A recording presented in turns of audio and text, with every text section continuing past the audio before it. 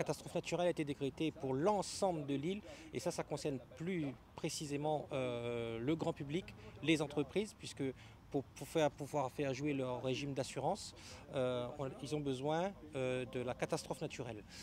Nous, pour l'agriculture, on a plus besoin de la calamité agricole qui est beaucoup plus orientée vers une indemnisation, un accompagnement de l'agriculture. Et c'est pour ça qu'on a fait une estimation des pertes, on a fait un bilan aujourd'hui, on va remettre un rapport au préfet très rapidement pour qu'il puisse transmettre au ministère de l'Outre-mer, pour qu'on puisse avoir un fonds de secours de l'Outre-mer qui puisse indemniser les agriculteurs.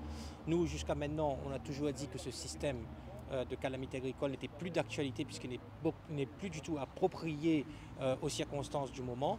On voudrait qu'on change un petit peu ce régime-là.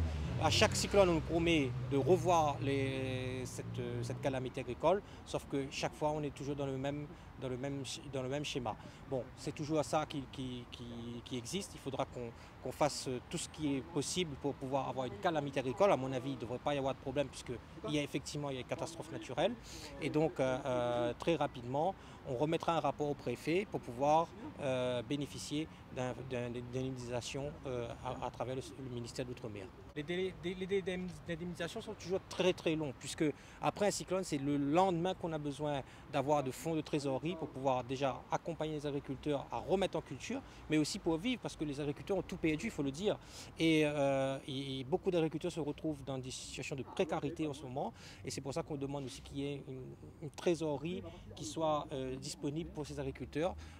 Une, pour pouvoir relancer les cultures, et deux, pour pouvoir subvenir à leurs besoins, puisque ce sont aussi des gens qui doivent vivre.